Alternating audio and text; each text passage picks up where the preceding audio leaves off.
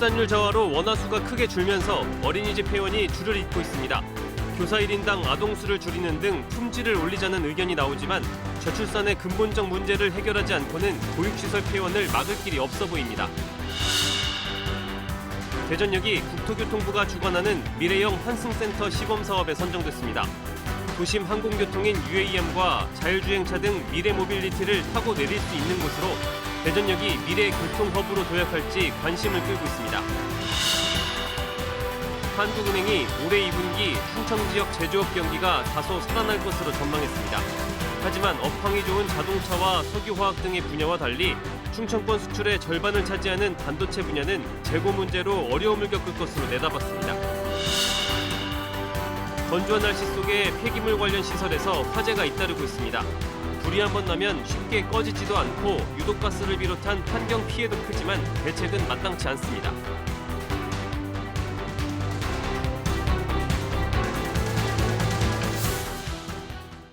안녕하십니까. 대전, 세종, 충남 뉴스입니다.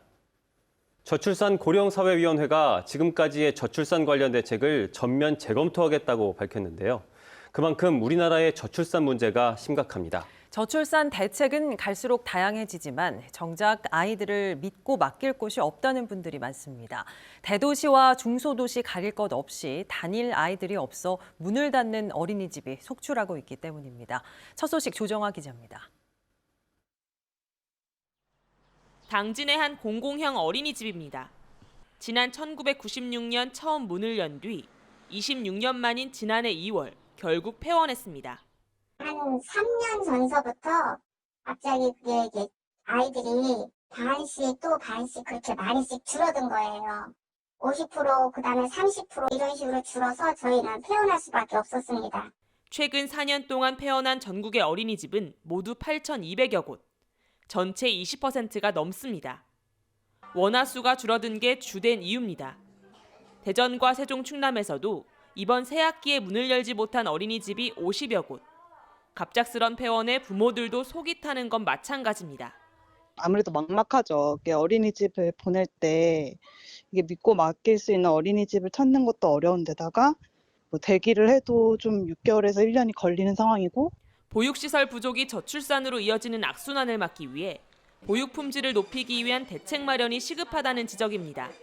첫 번째는 교사대 아동 비율을 좀 낮춰야 된다라고 생각이 듭니다.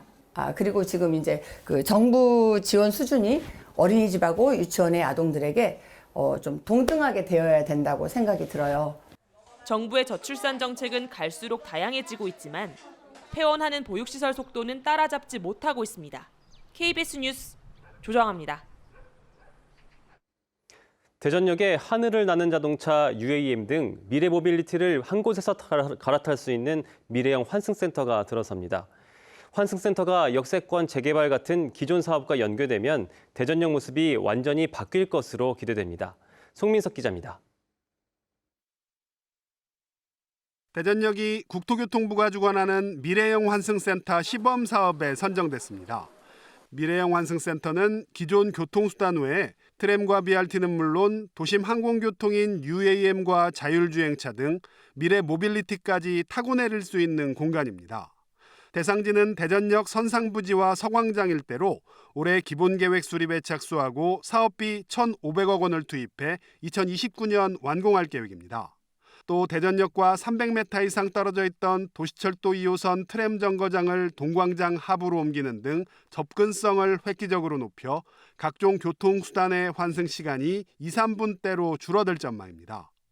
모든 교통이 그 대전역 환승센터에 들어오면 그 안에서 동선이 다 이루어지고 문화, 휴식 이런 것까지 다 그렇게 복합적으로 지금 계획은 하고 있는데, 대전역 도심항공교통 이착륙장을 중심으로 3대 하천을 따라 대덕특구와 교촌 국가산단을 연결하는 삼각항로 구축 사업도 함께 추진합니다. 이를 통해 도심항공교통 관련 기술 개발과 시범운행, 상용화까지 주도한다는 게 대전시 구상입니다. 대한민국 미래교통의 중심지가 될 것입니다. 기존 철도 중심의 광역교통 거점을 넘어 첨단 미래교통을 선도하게 될 것으로 보입니다. 정부 시범사업 선정으로 국가 법정 계획에 반영될 가능성이 커졌는데 이 경우 사업비의 30% 이상을 국비로 지원받게 됩니다. 현재 대전역을 중심으로 진행되는 각종 사업은 모두 14개. 위기의 대전역이 미래교통업으로 다시 한번 도약할 수 있을지 관심을 끌고 있습니다. KBS 뉴스 송민석입니다. 대전참여연대가 대전시의 심의자문위원회 정비 계획과 관련해 기준이 부실하다며 재검토를 요구했습니다. 참여연대는 위원회 정비는 기존 위원회의 정상화를 목표로 하고 공론화를 거쳐야 하지만 대전시가 개최 실적으로 통폐합과 비상설화를 결정했다고 밝혔습니다. 대전시는 심의자문위원회 230여 개 가운데 2개를 통폐합, 2개를 폐지하고 31개를 상설에서 비상설위원회로 전환하는 조례안을 입법 예고했습니다. 올해 2분기 충청 지역 제조업 경기가 다소 살아날 것으로 보입니다.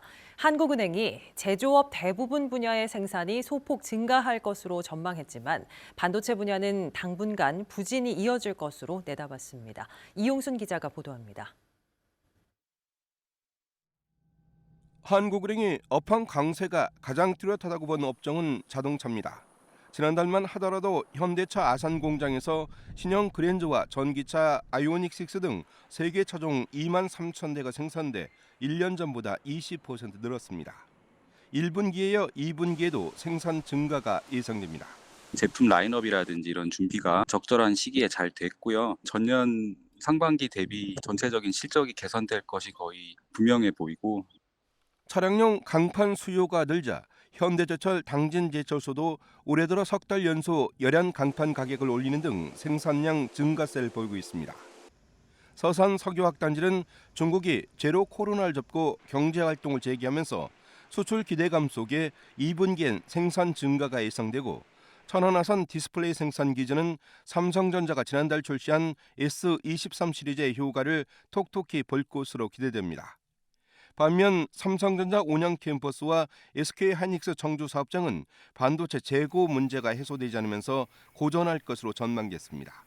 2분기 충청 지역 제조업 생산은 소폭 증가할 것으로 보이나 수출은 반도체 업황 부진이 당분간 지속되면서 감소세가 이어질 것으로 보입니다. 한국은행은 제조업 경기 회복에도 충청권 수출에서 반도체가 차지하는 비중이 50%가 넘어 무역 수지 적자는 연말까지 이어질 것으로 내다봤습니다. KBS 뉴스 이용순입니다. 발전소에서 떨어진 거리에 따라 전기요금을 차등 적용하는 법안이 최근 국회 상임위를 통과하면서 전력 수급 불균형 문제 해결에 청신호가 켜졌습니다. 충청남도는 모레 국회 본회의에서 해당 법안이 통과되면 내년 4월부터 보령과 서천 등 석탄 화력발전소 인근 지역은 수도권보다 저렴한 가격에 전기를 공급받을 수 있게 된다고 설명했습니다. 건조한 날씨 속에 폐기물 관련 시설에서 화재가 잇따르고 있습니다. 산더미처럼 쌓인 폐기물에 불이 나면 쉽게 꺼지지도 않고 유독가스를 비롯한 환경 피해가 커서 대책 마련이 시급합니다. 백상현 기자입니다. 건물 너머로 검은 연기가 솟구칩니다. 폐기물 야적장에서 시작된 불은 공장동을 태우고 다음 날까지 이어졌습니다. 야적장에 쌓아둔 폐플라스틱 5,000톤을 중장비로 일일이 드러내며 불씨를 제거하느라 잔불 정리에만 꼬박 하루가 걸렸습니다. 소방차가 접근할 수 있는 여건도 힘들고 굴삭기 기계를 통해서 열어줘야만 물이 투입될 수 있기 때문에 지난 24일 충남 당진에서도 쌓아둔 폐기물에서 난 불이 10시간 넘게 이어졌습니다. 폐기물 자체가 가연성 물질인데다 양도 많아 불이 나면 유해가스를 배출하며 오랜 시간 계속되는 겁니다. 거뭇한 데도 나고 막 벨로무 냄새 다 나더라고요. 더 서너 시간 물 퍼다가 막 끼얹고 난리가 아니었었어요. 최근 5년 사이 발생한 폐기물 화재 807건을 원인별로 분석해봤더니 부주의가 28%로 가장 많았고 화학적 요인에 따른 자연 발화 등이 뒤를 이었습니다. 또 대부분 야외에서 막대한 폐기물이 쌓인 상태에서 불이 나 초기 진화가 쉽지 않은 게 현실입니다. 스프링클러와 같은 소화 설비를 설치하는 것도 굉장히 어렵고 이런 소방시설을 설치했을 경우에도 야적된 양이 너무 많다 보니까 소화에도 문제가 있는 경우가 많죠. 2021년 기준 전국에 있는 폐기물 관련 시설은 모두 3,900여 곳. 낮다 하면 장시간 이어지는 폐기물 화재에 주민들의 불안감이 커지고 있습니다. KBS 뉴스 백상현입니다. 충남도 의회가 절도범에 의해 국내로 반입된 고려시대 불상이 서산 부석사로 돌아갈 수 있도록 정부가 나서야 한다고 촉구했습니다. 충남도 의회는 오늘 열린 임시회 제1차 본회의에서 서산 부석사 불상 소유권 회복 건의안을 채택하고 불상에 대한 일본의 소유권을 인정한 항소심 판결은 약탈 문화재에 면죄부를 준 것이라며 소유권 회복을 위해 정부가 나서야 한다고 주장했습니다. 아산에서는 6.25 전쟁 당시 벌어진 민간인 학살 사건에 대해 정부 차원의 첫 발굴 조사가 진행되고 있는데요. 이를 통해 억울한 죽임을 당한 유해 40여 구가 73년 만에 발굴됐습니다. 유족들은 이제라도 부모 형제를 모실 수 있게 해달라고 호소하고 있습니다. 정재훈 기자입니다. 산기슭 방공호를 따라 빼곡히 묻혔던 유골 더미가 모습을 드러냈습니다. 대부분 무릎을 구부려 앉은 자세로 학살당한 뒤 좁은 방공호에 매장된 것으로 보입니다. 이 방공호를 따라 발굴된 유해입니다.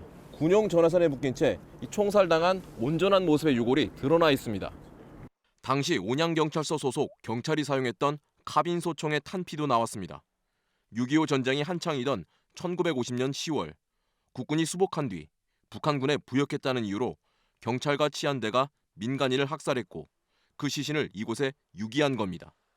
이번 정부 차원의 첫 발굴 조사에선 성인 남성으로 추정되는 유해 40여 구가 수습됐습니다.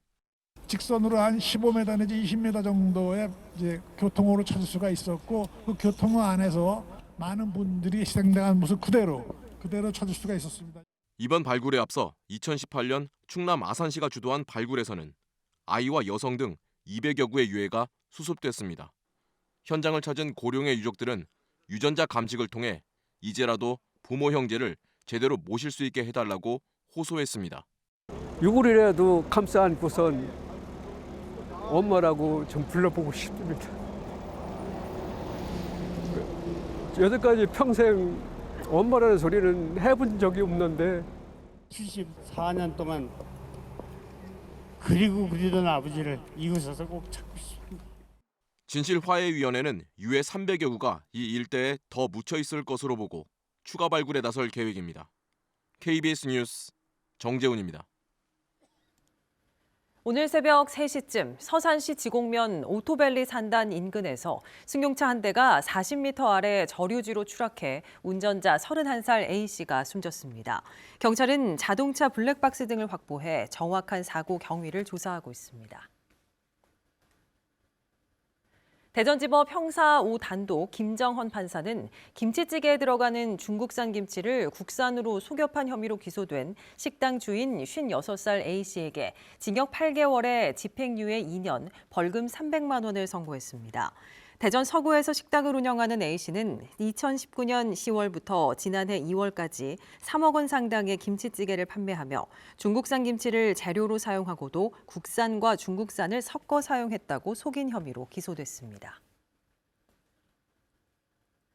대전시가 개발 제한구역 주민의 생활 환경 개선 등을 위해 국비 포함 237억 원 규모의 지원 사업을 국토부에 신청했습니다. 신청 분야는 환경 문화 142억 원, 생활 기반 73억 원 등으로 최종 지원 규모는 국토부 사업평가위원회 심의를 거쳐 오는 10월 확정될 예정입니다. 천안시가 최근 국가산업단지로 선정된 천안 종축장 인근에 뉴타운을 조성합니다. 천안시는 관련 연구 용역 중간 보고회를 열고 국가산단 조성으로 인한 정주 여건 마련을 위해 종축장 부지 인근에 165만 제곱미터 규모로 만여 가구를 수용할 수 있는 뉴타운을 조성하기로 했습니다. 천안시는 이번 용역을 바탕으로 뉴타운 후보지 선정 등 구체적인 조성 계획을 수립할 계획입니다. 충남도청 여자 테니스팀이 창단했습니다. 여자 테니스팀은 천안중앙고 감독을 지낸 고성진 씨가 지휘봉을 잡고 임은지, 김혜진 등 4명의 선수로 구성됐습니다. 선수단은 앞으로 전국체전을 비롯한 각종 대회에 충남도를 연고로 출전할 예정입니다. 대전시 농업기술센터가 전문 농업인 양성과정인 제15기 대전그린농업대학 입학식을 개최했습니다. 이번 학기에는 스마트 농업반과 전원생활반 2개 과정에 80명이 입학해 10월까지 매주 한 차례씩 교육이 진행됩니다. 2009년 문을 연 대전그린농업대학은 지금까지 1,100여 명의 졸업생을 배출했습니다. 세종시교육청은 현재 초등학교 1학년부터 고등학교 1학년까지를 대상으로 한 기초학력 진단평가를 내년부터 고등학교 2학년까지 확대합니다. 또 진단평가 외에도 온라인 진단 시스템을 활용해 학기 중 자율적으로 평가할 수 있게 하고 기초학력 보장을 위해 초등 기초학력 자원봉사자를 430명까지 확대하기로 했습니다. 뉴스를 마칩니다. 여러분 고맙습니다.